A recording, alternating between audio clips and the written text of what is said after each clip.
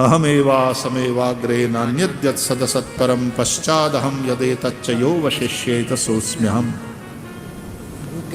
ऋतेर्थं यत् प्रतीयेत न प्रतीयेत चात्मनि तद्विद्यादात्मनो मायां यथा भासो यथा तमः।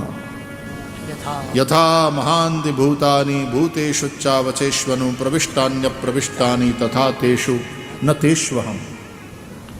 एतावदेव जिज्ञास्यं तत्त्वजिज्ञासुनात्मनः अन्वयव्यतिरेकाभ्यां यत् स्यात् सर्वत्र सर्वदा। ये जो 4 श्लोक हमने बोले ना अभी, वही पूरा भागवत है। बाकी तो सब 7 दिन विस्तार है। भगवान आदि नारायण ने कहा, इसलिए इसका नाम भागवत है। भगवता उदितम भागवत। फिर ब्रह्मा के रूप में भगवान ने ही नारद जी को सुनाया, फिर नारद के रूप में भगवान ने ही व्यास जी को सुनाया। तद्रूपेण च नारदाय मुनये कृष्णाय वेदव्यासाय कृष्ण द्वैपायनाय तद्रूपिणा। भागवत सुनाने वाले भगवान, यानी भगवान ने जो सुनाया वही भागवत। भगवत संबंधी जो है वो भागवत। इसलिए इस ग्रंथ को भी भागवत कहेंगे, क्योंकि भगवत संबंधी भगवत विषयक है। और भक्तों को भी भागवत कहेंगे, क्योंकि उनका संबंध भी भगवान से। तो प्रहलाद, नारद, पराशर, ये सब भागवत पुरुष है। तृतीय और चतुर्थ स्कंद विदुर और मैत्रेय के संवाद के रूप में बताया गया है। तृतीय स्कंद सर्ग लीला, चतुर्थ स्कंद विसर्ग लीला। तृतीय स्कंद में 3 दाम्पत्य की कथा है। एक दाम्पत्य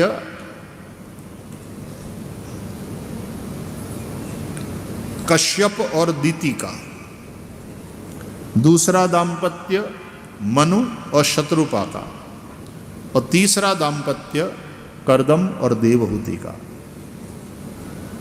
आप तृतीय स्कंद की कथा पढ़ो, ये 3 दाम्पत्य उसमें हैं।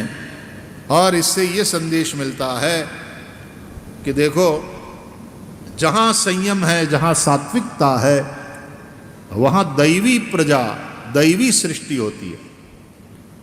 जहां असंयम है, वहां आसुरी प्रजा उत्पन्न होती है। अब आजकल इस कलिकाल मलायतन, कितनी आसुरी वृत्ति, असंयम कितना बढ़ा है। हे भगवान, हे भगवान। किसी पराये पुरुष में आसक्त होकर अपने पति की हत्या करने वाली, या तो अय्याशी में पुरुष अपनी पतिव्रता पत्नी को भी दुखी करने वाला, मन और इंद्रियों का असंयम, पाप, वहां प्रजा भी आसुरी होगी। कश्यप ऋषि तो संयमी है, लेकिन उनकी पत्नी दीति असंयमी बनी, तो दीति के उदर से 2 दैत्य पुत्र उत्पन्न हुए, हिरण्याक्ष, हिरण्यकशिपु। ये भगवान के ही दोनों द्वारपाल जय और विजय सनत कुमारों के शाप से शापित होकर 3 जन्म में वैर भाव से भगवान को भजकर भगवान को प्राप्त करने वाले हैं। वे ही दोनों कश्यप और दीति के पुत्र के रूप में पैदा हुए हैं। हिरण्याक्ष, हिरण्यकशिपु। कल हम चर्चा कर रहे थे, ये दोनों लोभ का प्रतीक है। हिरण्याक्ष है धन संबंधी लोभ, हिरण्यकशिपु भोग संबंधी लोभ। एक तो पैसा चाहिए आदमी को, अर्थ, और दूसरे विषय भोग। तो अर्थ संबंधी लोभ हिरण्याक्ष, और काम संबंधी लोभ हिरण्यकशिपु। लोभ ही पाप का बाप है। और पाप जब होता है, क्राइम्स जब होता है, कैटेगराइज करो तो 2 ही कैटेगरी है, crimes related to money, crimes related to sex. अर्थ संबंधी लोभ और काम संबंधी लोभ के चलते मनुष्य पाप करते रहते हैं। इसलिए धर्मम भजस्व, धर्म अर्थ काम मोक्ष, धर्म को आगे रखो, धर्म का पालन करो, धर्म पूर्वक अर्थ और काम का संपादन करो। धर्माद अर्थश्च कामश्च स किमर्थम न सेव्यते, तब तुम्हारा मोक्ष हो सकता है। यदि धर्म नहीं है, अधर्म से अर्थ कमाया, अधर्म से काम को भोगा, तो दंड निश्चित है। बार बार जन्म, बार बार मृत्यु, संसार के चक्कर में मनुष्य भटकता ही रहता है, अपने कर्मों को भोगता रहता है, इस विशियस साइकिल से बाहर नहीं निकल पाता। इसलिए धर्माचरण करो, धर्मम भजस्व सततम।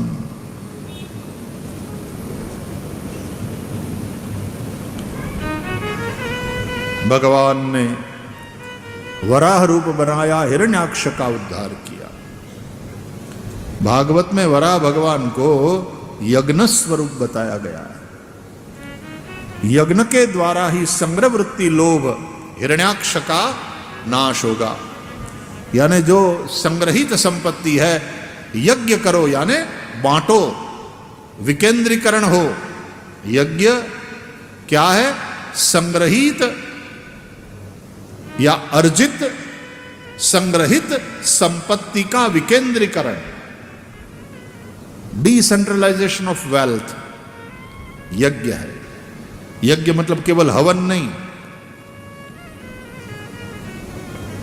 यज्ञ है संपत्ति का विकेंद्रीकरण।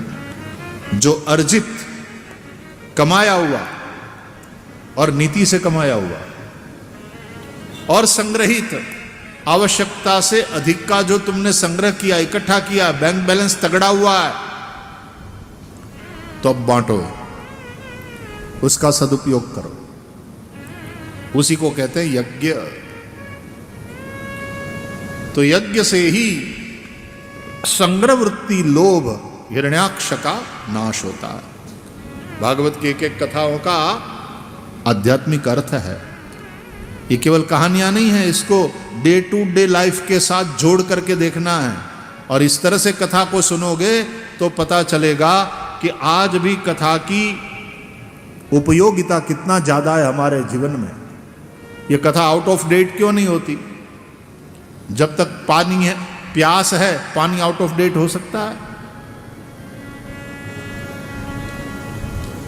कथा भी गंगा जल की तरह है। ये तुम्हारा मार्गदर्शन करती है, तुम्हारे उद्धार का रास्ता बतलाती है कथा।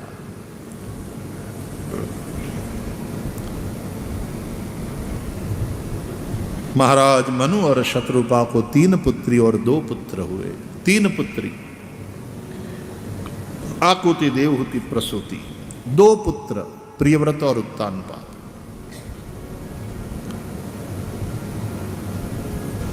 हम मनु से हुए हैं इसलिए मनुष्य कहलाते हैं, या तो मनु से हुए इसलिए मानव, दनु से दानव, रघु के वंश में राघव, यदु के वंश में यादव। उसी प्रकार मनु के वंश में जितने हुए मानव, हम सब मानव है।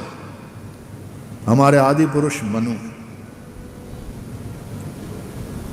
तो दूसरे धर्मों में भी आदम और ईव की कथा है, तो बोले आदम से हुए इसलिए आदमी।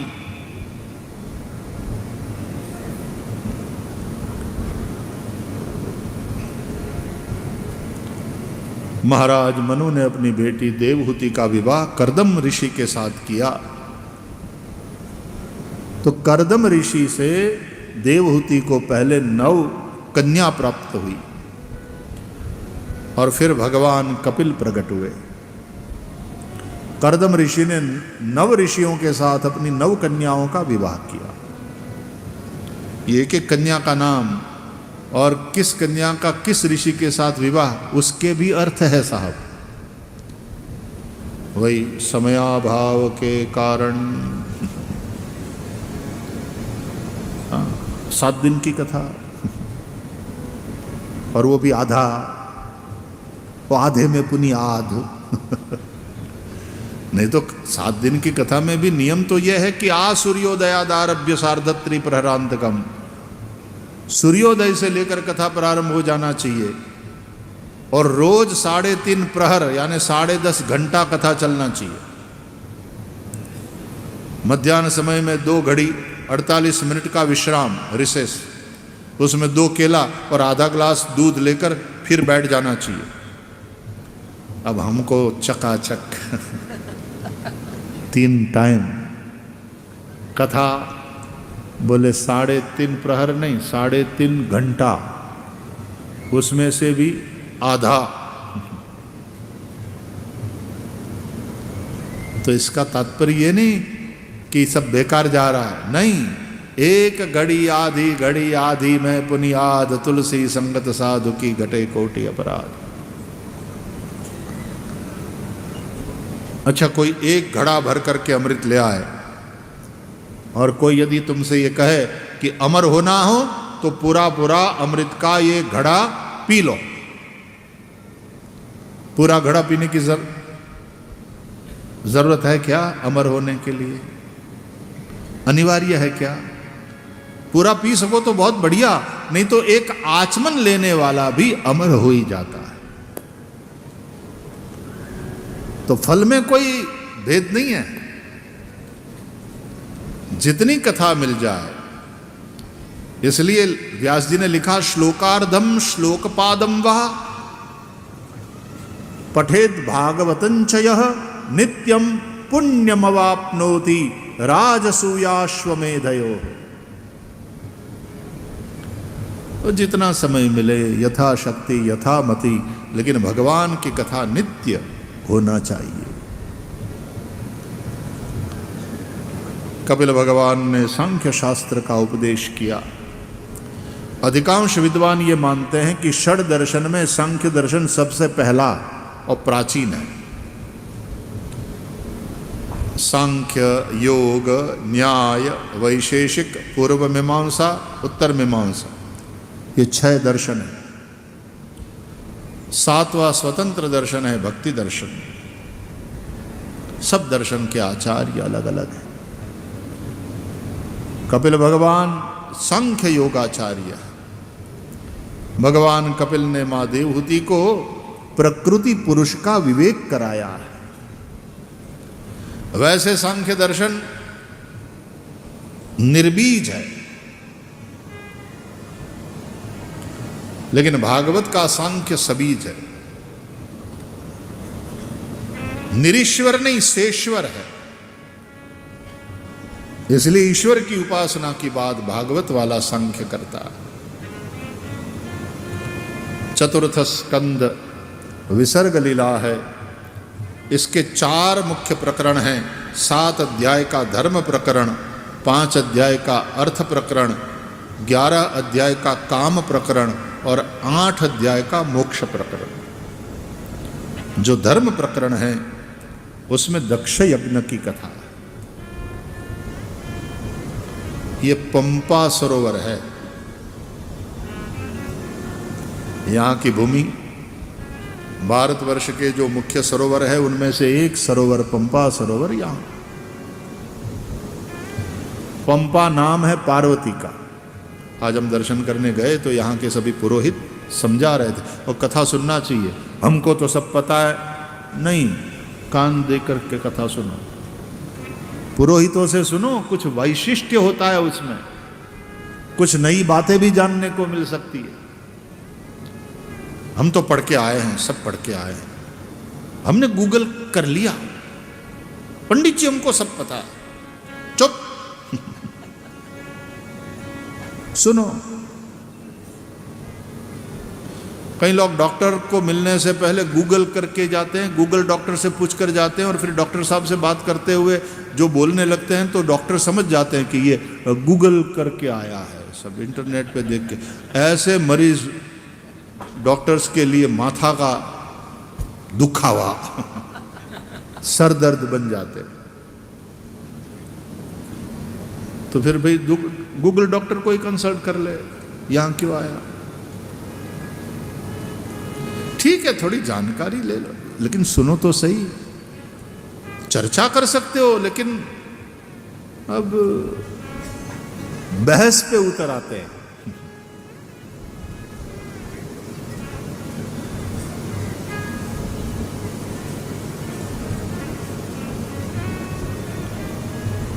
पंपा, पार्वती,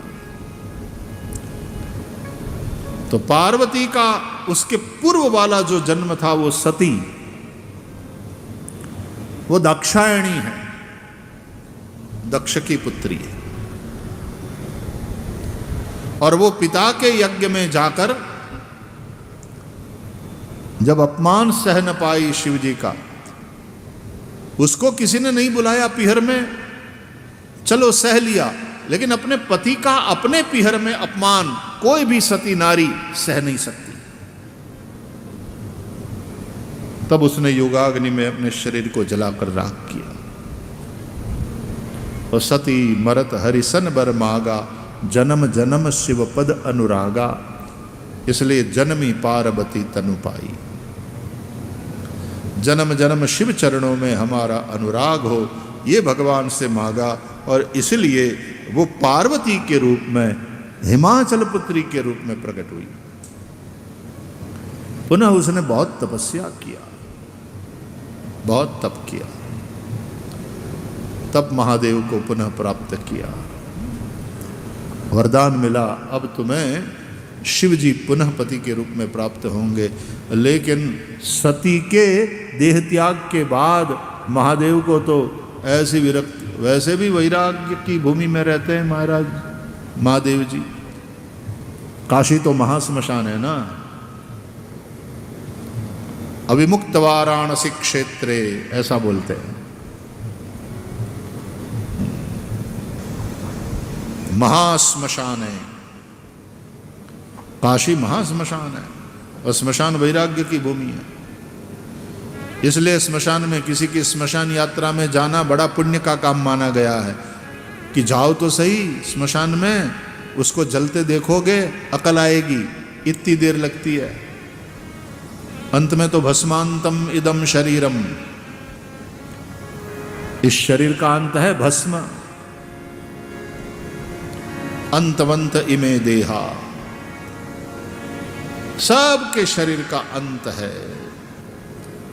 कोई आज जाएगा, कोई कल, जाना सबको है।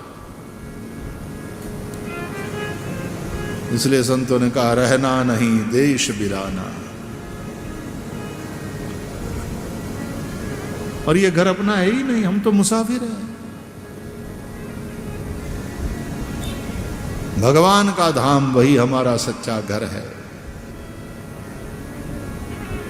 जहां गए हुए वापस नहीं आते, कोई उसको निकाल नहीं सकता। फिर यद गत्वा न निवर्तन्ते तद्धाम परमम मम।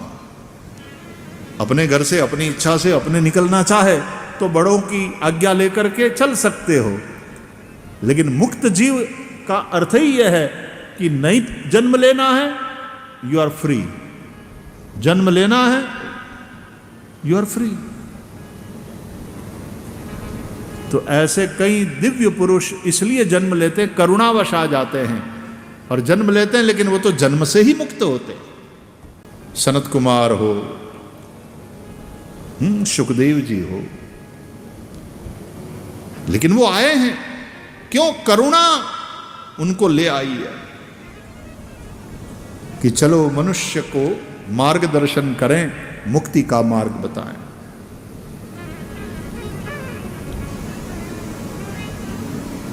तो महादेव जी यहां आ गए, तपस्या में लग गए।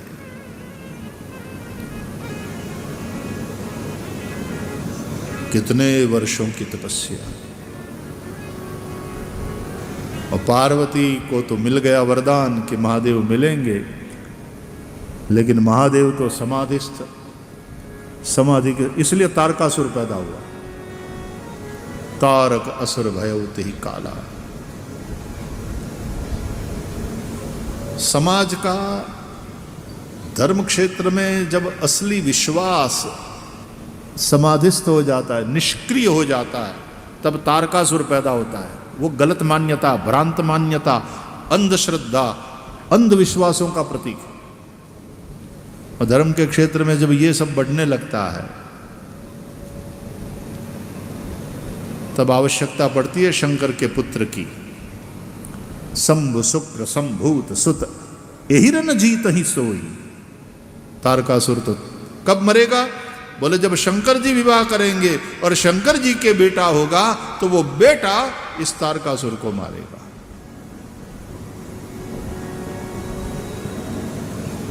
शिव विश्वास का प्रतीक है,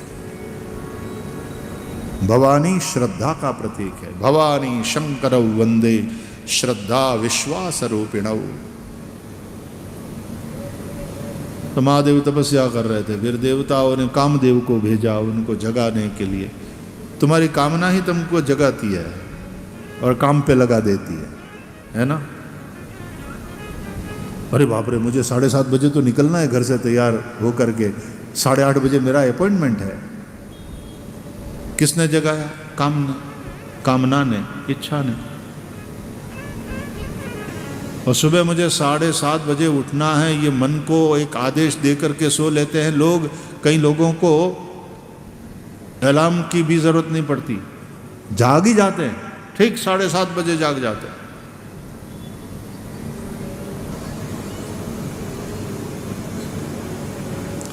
भगवान शंकर ने तीसरा लोचन खोला और कामदेव को जलाकर भस्म किया। तो वो विरूपाक्ष यहां पर है इस भूमि में। आज हम भगवान महादेव का विरूपाक्ष स्वरूप का दर्शन करने गए, इसलिए विरूपाक्ष मंदिर की बड़ी महिमा है।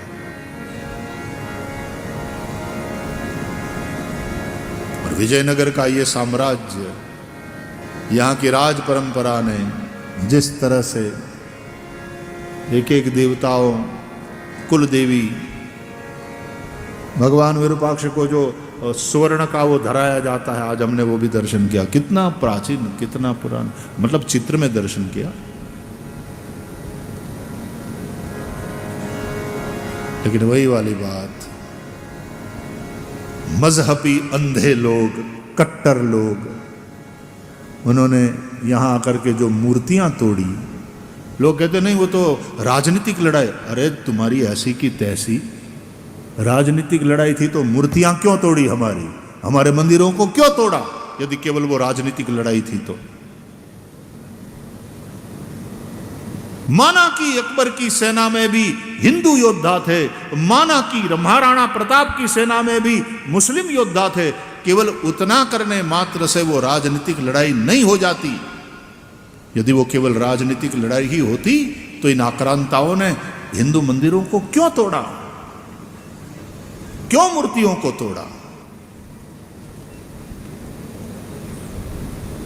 ये परमत असहिष्णुता। अरे अभी कल की बात, बामियान के बुद्ध पर तोप के गोले दागे गए। हम अपनी मान्यताओं पर इतनी कट्टरता के साथ लगे रहें कि दूसरों को हम सह न सकें। धर्म के साथ जब कट्टरता जुड़ जाती है तो धर्म वो खतरनाक हो जाता है। वो शांति बांति की बात भले ही करे, लेकिन शांति नहीं, उपद्रव का कारण बनता है, आतंकवाद का कारण बनता है। इसलिए मैंने हमेशा कहा है, धर्म के साथ कट्टरता नहीं, धर्म के साथ करुणा जुड़ी हुई। धर्म का संबंध करुणा से है। तो हमारा महादेव प्रलयंकर, लेकिन जब हम स्तुति करते हैं तो कहते हैं कर्पूर गौरम करुणावतारम। ये करुणावतार है। धार्मिक कट्टरता बड़ी खतरनाक चीज है पूरे विश्व के लिए। इसलिए चुस्त हिंदू बनो, चुस्त सनातनी बनो, कट्टरता नहीं। जहां भी कट्टरता होगी वहां कठोरता होगी, जहां कठोरता होगी वहां हिंसा होगी। ये न केन प्रकारेण हिंसा होगी। इसलिए विश्व को सनातन के संदेश की आज बहुत जरूरत है। जो सनातन सभी धर्मों का आदर करता है, लेकिन स्पष्ट कहता है, और वो भी करुणा से कहता है। हम नफरत से नहीं बोल रहे हैं, हम घृणापूर्वक नहीं बोल रहे हैं, लेकिन हम ऊंची आवाज में जरूर बोल रहे हैं, क्योंकि कई लोग ऊंची आवाज में ही सुन सकते हैं। बहरापन, दूसरों की बात सुनना ही, बस यही मैं जो मानता हूं वही सत्य है, यही सत्य है। अरे वो भी सत्य है, ये तो ठीक है, लेकिन वही सत्य है और बाकी सब झूठे, ये बेवकूफी है।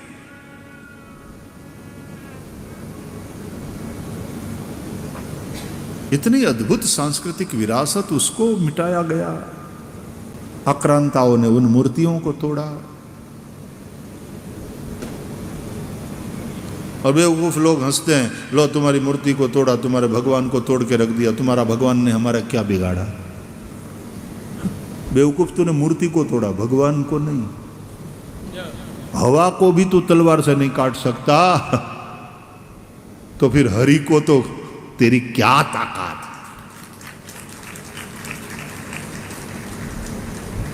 हम मूर्ति में उस परम शक्ति को देखते हैं, लेकिन मूर्ति में ही वो है और मूर्ति के अधीन है, ये तो हम भी नहीं मानते। अरे हम खुद ही गणेश की मूर्ति बनाते हैं मिट्टी की। गणेश चतुर्थी के बाद 10 दिन हम पूजा करते हैं और हम ही फिर उस मूर्ति का विसर्जन कर देते हैं समुद्र में और जल में। तुम क्या समझते हो बेवकूफ लोग? मूर्ति पूजा के रहस्य को तुम जानते ही नहीं। और बाहर वाले जिनको वेद का पूरा भान नहीं, वो यहां पढ़ पढ़ करके हिंदुओं को समझाते हैं, तुम्हारे वेद में ही लिखा है न तस्य प्रतिमा अस्ति, और तुम प्रतिमा यानी मूर्ति की पूजा करते हो। वेद कहते हैं उसकी प्रतिमा नहीं होती। किसने कहा प्रतिमा का अर्थ मूर्ति ऐसा होता है?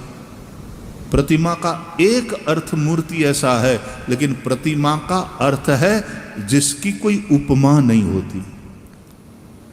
तुम अपने कुरान की आयत में भी यही बात है कि अल्लाह के समान कोई नहीं, उसको उपमा नहीं दिया जा सकता। न तस्य प्रतिमास्ति का अर्थ इतना ही है जो तुमने कॉपी किया है वेदों से, कि उसकी बराबरी का कोई नहीं संसार। प्रतिमा का अर्थ यह है, उसको उपमा नहीं दिया जा सकता, वो अनुपमेय है, उसकी बराबरी का कोई नहीं, वो सबसे महान है, वो सबसे ऊंचा है। ये तुम्हारी कट्टरता तुमसे, ये अंधापन, ये बुलवा रही है तुमसे। हम सभी धर्मों का आदर करने वाले लोग हैं, इसलिए सर्वधर्म सद्भाव, सब धर्म बराबर समान ना। सेक्युलर स्टेट में कोई सर्वधर्म समभाव की बात सरकारी स्तर पर करे ठीक है, लेकिन प्रजा में सर्वधर्म समभाव नहीं, प्रजा में सर्वधर्म सद्भाव। मैं सबकी माता का आदर करूंगा, लेकिन मैं अपनी मां की पूजा करूंगा।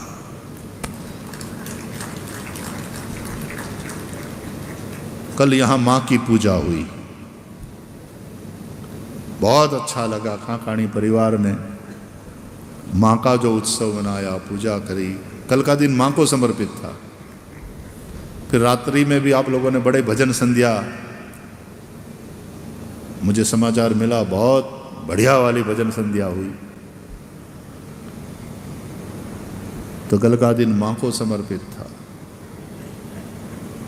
लेकिन हमारी मां ने हमको संस्कार दिया है, सबकी मां का हम आदर करेंगे। यदि मैं दूसरे की मां का अपमान करूं, अनादर करूं, तो वो गाली मेरी अपनी मां को ही पड़ेगी। इसलिए मैं सबके धर्म का सम्मान करता हूं, सबके धर्म का, क्योंकि मेरे धर्म ने मुझे यह सिखाया है, मेरे सनातन धर्म ने मुझे यह सिखाया है। लेकिन मैं अपनी मां की पूजा करूंगा, इसलिए सनातन धर्म का गौरव करूंगा। इसलिए गर्व से कहो कि हम सनातनी हिंदू है। बोल सनातन वैदिक धर्म की जय। बोल सनातन वैदिक धर्म की जय। भारत माता की जय। भारत माता की जय। हम धर्म की जय हो ये बोलते हैं, उसके साथ साथ फिर अधर्म का नाश हो। ये पूज्य स्वामी कृपात्री जी महाराज के समय में ये उन संतों के द्वारा निर्देशित नारे, धर्म की जय हो, अधर्म का नाश हो। फिर कहते हैं प्राणियों में सद्भावना हो, सभी प्राणियों में सर्वधर्म सद्भाव, प्राणियों में सद्भावना हो, हम किसी के प्रति घृणा न करें, प्राणियों में सद्भावना हो। और फिर चौथा नारा है विश्व का कल्याण। और विश्व में तो ईसाई भी है, विश्व में तो मुसलमान भी है, विश्व में सभी धर्म मजहब के लोग हैं, सब है। विश्व का कल्याण, विश्व का कल्याण।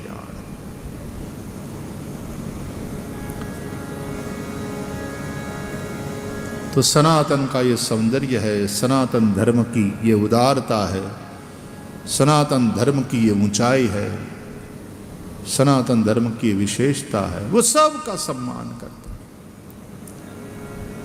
हमने किसी के चर्च नहीं तोड़े।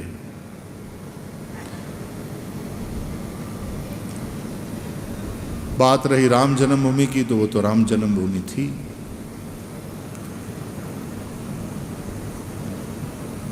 वो तो मिलना ही था।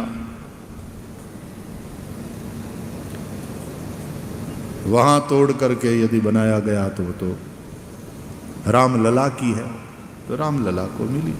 और वो कायदे से कॉन्स्टिट्यूशन के अनुसार और सर्वोच्च न्यायालय के फैसले के अनुसार सैकड़ों वर्षों के बाद हिंदुओं को न्याय मिला।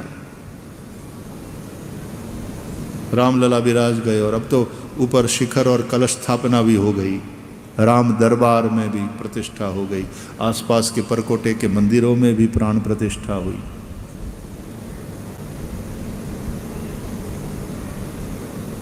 भगवत गीता में जहां ये बताया गया कि देह के कटने पर भी आत्मा नहीं कटती, उसको कोई काट नहीं सकता। न चैनम क्लेदयन्त्यापो न शोषयति मारुत अक्लिद्यो यमदाह्यो यम। कौन काट सकता है? वायु इसको सुखा नहीं सकती, अग्नि इसको जला नहीं सकती। आत्मा को यदि कोई काट नहीं सकता तो परमात्मा को कौन तोड़ सकता? तुम मूर्ति तोड़ते हो। हमारा भगवान नित्य है। तो एक सांस्कृतिक विरासत, एक धरोहर विजयनगर साम्राज्य की बची है, सुरक्षित है। गौरव भी है और थोड़ा दुख भी हो रहा है। आज मैं 300 साल पहले भी आया था हम्पी में, और फिर से आया, लेकिन हमारे उस धरोहर को बचा के तो रखते हैं। पुरातत्व विभाग भी अपना काम करता है, लेकिन जिस तरह से उसका रख रखाव होना चाहिए, जिस प्रकार डेवलपमेंट होना चाहिए, जिस प्रकार टूरिज्म का वहाँ पर विकास होना चाहिए उसके माध्यम से, वो हमारी सरकारें नहीं कर रही है। विदेशों में हम घूमते हैं भागवत जी के माध्यम से, और एक एक छोटी छोटी चीज़ को जिस तरह से वो लोग सजा के रखते हैं, जिस प्रकार मेंटेन करते हैं, जिस प्रकार की सुविधाएं वहाँ बनाते हैं, और पूरी दुनिया के टूरिस्ट वहाँ पर आते हैं। भारत के पास तो दुनिया को देने के लिए इतना समृद्ध विरासत है, हम क्यों नहीं कर पाते? कितना पोटेंशियल है टूरिज्म के लिए और विश्व को हमारी विरासत से परिचित करने के लिए। पैसा, सत्ता, राजनीति, टांग खींचा, उसी में से थोड़े फ्री हों तो ये सब करें।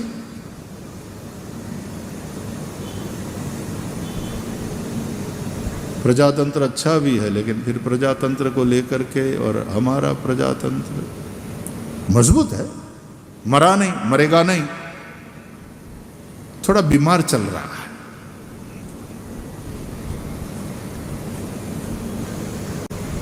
प्रजातंत्र केवल संख्या का खेल बन करके रह जाए तो एक स्वस्थ प्रजातंत्र का जो दर्शन होना चाहिए वो नहीं हो पाएगा।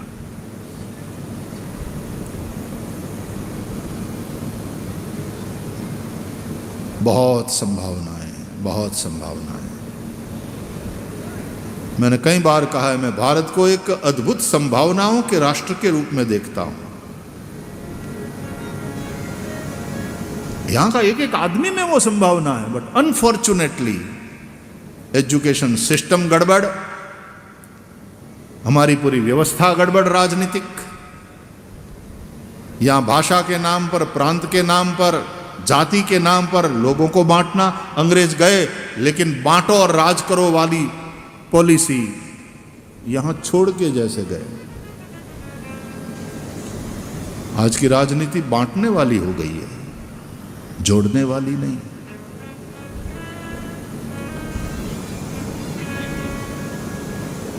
विचारों की लड़ाई होनी चाहिए थी, सत्ता की लड़ाई, कुर्सी की लड़ाई हो गई है। वोल्टेयर का प्रसिद्ध वाक्य है कि चाहे मैं तुम्हारे विचारों से सहमत न हूं, लेकिन तुम्हें अपने विचारों को प्रकट करने की आजादी है, अधिकार है, उस अधिकार की तो रक्षा मैं भी करूंगा।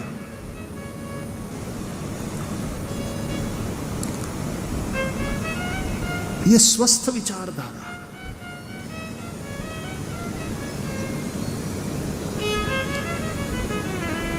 इसलिए मैंने कई बार मेरी व्यासपीठ से कहा है कि we are not a poor country, we are poorly manage country.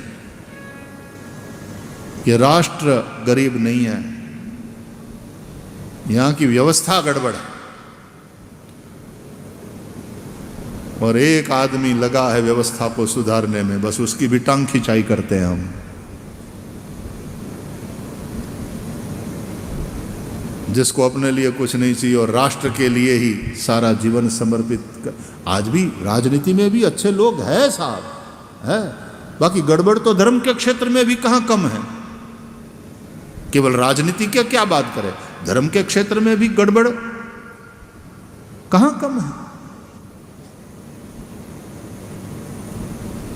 ये तो व्यक्ति व्यक्ति पर निर्भर करता है।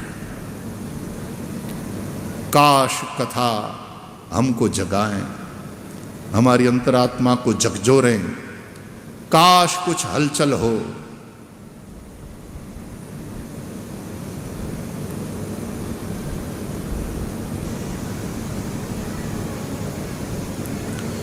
इसलिए कथा टाइम पास का साधन नहीं है। समय को सार्थक करके कुछ नव विचार, कोई एक चिंगारी भड़के, शोला बने, और वो शोला आग बन जाए, और जो बुराइयां हैं, जो अव्यवस्था है, जो भ्रष्टाचार है, उसको जलाकर राख कर दे। हमारे यज्ञ में भी ये पंडित लोग अरणि मंथन से जब अग्नि प्रकट करते हैं, बहुत मेहनत होती है साहब। बहुत मंथन के बाद ऐसा लगता है ये प्रगटी चिंगारी, ये प्रगटी, और फिर बात नहीं बनती। मंथन कर करके थक जाते हैं ये। बहुत प्रयास करने के बाद फिर चिंगारी, और वो चिंगारी आग, और फिर आग वो। ये भी यज्ञ है, प्रयास है कि चिंगारी कोई भड़के, शोला बने, आग बने,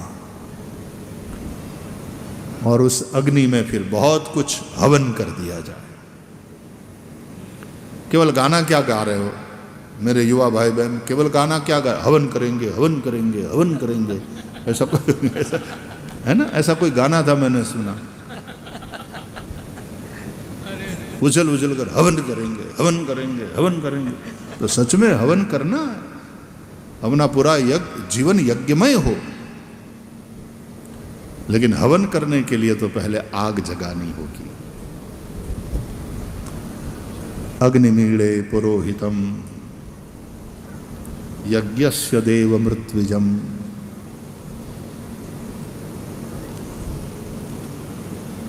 नारायण नारायण नारायण। धारा उस तरफ चली। आओ जरा नारायण के चरण का आश्रय करो। श्रीमन्नारायण नारायण नारायण श्रीमन्नारायण नारायण नारायण श्रीमन्नारायण नारायण नारायण श्रीमन्नारायण नारायण नारायण सत्यनारायण